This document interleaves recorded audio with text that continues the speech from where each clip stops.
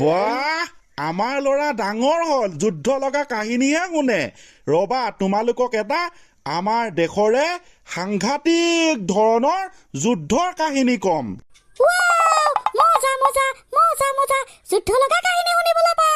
ভালকৈ শুনি যাবা দেই। কেইদিনমানৰ আগৰ কথা। আমাৰ দেশৰ জম্মু আৰু কাশ্মীৰ নাম তোমালোকে শুনিছা যে? সেই কাশ্মীৰৰ পেহেলগাম নামে এটুকুৰা ঠাইত আমাৰ দেশৰ বহু লোক ফুৰিবলৈ গৈছিল।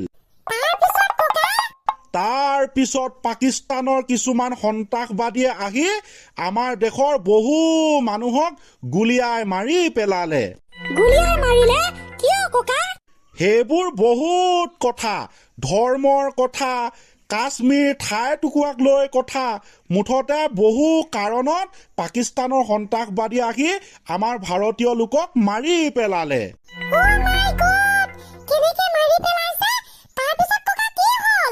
তাৰ পিছতে খবৰটো সমগ্ৰ ভাৰততে বিয়পি পৰিল। অন্য দেশৰ মানুহেও, অন্য দেশৰ লোকসকলেও গম পালে যে পাকিস্তানৰ সন্ত্ৰাসবাদীবোৰ কিয় ইমান বেয়া। সন্ত্ৰাসবাদীবোৰ সঁচাকে বহুত বেয়া। আমাৰ দেশৰ আৰ্মি বিলাকে একো নকৰিলে নে? কৰিলে বহুত কিবা কিবি। আমাক মাৰিব, আমি জানো এনে এৰি দিম? আমাৰ দেশতো এতিয়া পাকিস্তানৰ সন্ত্ৰাসবাদীক কেনেকৈ এহেকা দিব লাগে তাৰ যুঁজাৰ চলিলে। সন্ত্ৰাসবাদীৰ ঘাটিবিলাক কেনেকৈ ধ্বংস কৰিব লাগে তাক লৈ আলোচনা চলিল। এই যুদ্ধ, এই আক্ৰমণ আমাৰ দেশৰ বাবে আক্ৰমণ। এই সংগ্ৰাম পাকিস্তানৰ সন্ত্ৰাসবাদীক নিশেষ কৰাৰ বাবে কৰা সংগ্ৰাম।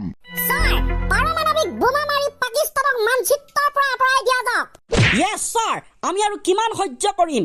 আমাৰ মানুহবিলাক কিয় বিনা কাৰণত পাকিস্তানৰ সন্ত্ৰাসবাদীৰ হাতত প্ৰাণ হেৰুৱাব লাগে? মুঠতে পাকিস্তানৰ এই সন্ত্ৰাসবাদী নামৰ কুকুৰবিলাকক ধ্বংস কৰাই হৈছে আমাৰ প্ৰধান লক্ষ্য। পাৰমাণৱিক বোমা ব্যৱহাৰ কৰাটো ইমান সহজ নহয়। আমি কোনো কাৰণত প্ৰথমতে এই বোমা নিক্ষেপ কৰিব নোৱাৰো। সেইবাবে আমি বেলেগ ধৰণে আক্ৰমণ কৰিম।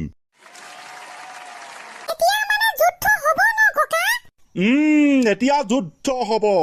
আমাৰ চৰকাৰৰ ফালৰ পৰা, প্ৰশাসনৰ ফালৰ পৰা, আমাৰ সেনাবাহিনীৰ তৰফৰ পৰা কিছুমান নটিচ পঠালে যে এতিয়া হ'ব যুদ্ধৰ সময়।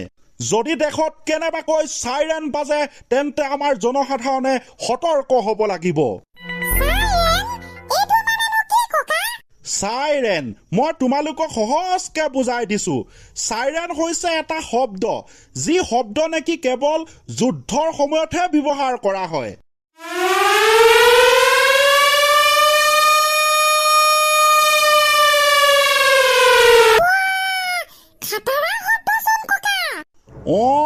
এইটো বহুত ভয় লগা এটা শব্দ। যেতিয়া এই শব্দটো বাজি উঠে, আমি যেতিয়া শুনা পাম তেতিয়া আমি কিছুমান কাম কৰিব লাগিব। এই ধৰক, আমি নিৰাপদ ঠাইলৈ যাব লাগিব আৰু বহু কিবা কিবি আছে যিবোৰ আমি নিজেই মানি চলিব লাগিব। তাৰ পিছত আকাশে আকাশে হেলিকপ্টাৰ উৰিল, আকাশে আকাশে ফাইটাৰ জেট উৰিল। কিছুমান কথা জানিবলৈ, কিছুমান কথা বুজিবলৈ, যাতে কেনেকৈ সহজে পাকিস্তানী সন্ত্ৰাসবাদী ঘাটিবিলাকক ধ্বংস কৰিব পাৰি।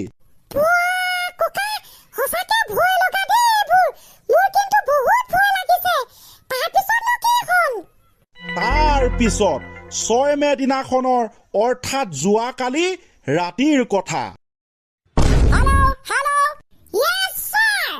আমি যেনেদৰে প্লানিং কৰিছো, আমি আপোনালোকক যেনেকৈ ট্ৰেইনিং দিয়াইছো, মিছনটো সাকসেসফুল হ'বলৈ আপোনালোকে ফুল কোশিশ কৰক। ইয়েস স্যাৰ, এয়া হৈছে আমাৰ দায়িত্ব, এয়া আমাৰ দেশৰ কথা, এয়া আমাৰ দেশ ৰক্ষাৰ স্বাৰ্থ। আমি এই মিছনটো সাকসেসফুল কৰিহে এৰিম। Yes yes yes sir. Hello, Forces Commando 1 2 3, 1 2 3. Hello, Forces Commando 1 2 3. Yes sir. আমাৰ চোৰাংচোৱা সংখ্যাই যি কৈছিল তাতে সকলোবিলাক পাকিস্তানী সন্ত্ৰাসবাদী ঘাটি আছে। Yes sir. তেনে আমি একশ্যন ল'ব পাৰোঁনে? 1 ছেকেণ্ড, ফ'ৰ্চিক্স কমাণ্ডো 1 2 3 1 2 3 য়েছ ছাৰ য়েছ আৰু 4 মিনিট 7 ছেকেণ্ডৰ পাছত একশ্যন আৰম্ভ কৰি দিয়ক অ'কে ছাৰ হেল্ল' ফ'ৰ্চিছ কমাণ্ডাৰ 1 2 3 1 2 3 য়েছ ছাৰ আপোনালোকে পোৱা তথ্য অনুসৰি আৰু 4 মিনিট 7 ছেকেণ্ডৰ পিছতে একশ্যন আৰম্ভ কৰি দিয়ক অ'কে ছাৰ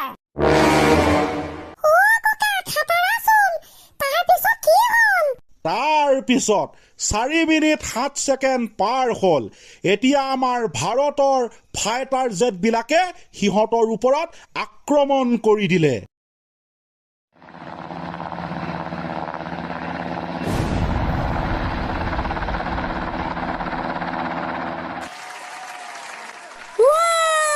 এতিয়াহে প্ৰত্যুত্তৰ হৈছে ন ককা এয়া হৈছে বাদলা কিন্তু এই বদলা ল'লে কি হ'ব আমাৰ ভাৰতীয় লোকসকল বিনা কাৰণত যে মৃত্যু হৈছিল সিহঁত জানো আকৌ ঘূৰি আহিব সেইটোৱে সিহঁত মৰিয়ে থাকিল গতিকে সিহঁতক একেবাৰে নিশেষ কৰি পেলাবই লাগিব তেতিয়াহে আৰু এনেকুৱা নিৰীহ লোকক সিহঁতে মাৰিব নোৱাৰিব সঁচাকৈ ককা এই সন্ত্ৰাসবাদীবিলাকক একেবাৰে ধ্বংস কৰি পেলাব লাগে ৰাইট আমাৰ ভাৰতে যে যি এই অভিযান চলালে এই অভিযানটোৰ নাম দিয়া হৈছিল অপাৰেশ্যন সিন্দুৰ অসমীয়াত ক'বলৈ হ'লে অপাৰেশ্যন সেন্দুৰ বুলি ক'ব পাৰি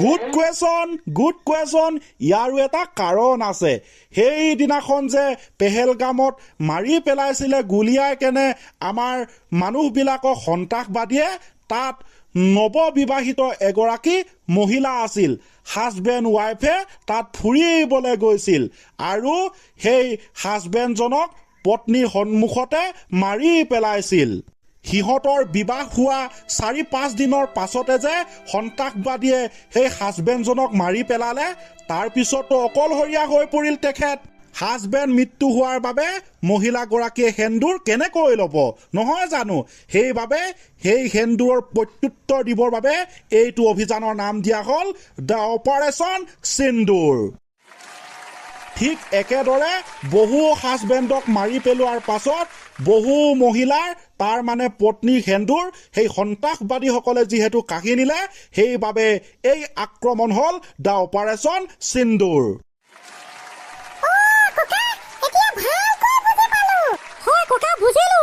বুজিলাতো এয়াই আছিল এটা আমাৰ দেশৰ দুখ লগা যুদ্ধৰ কাহিনী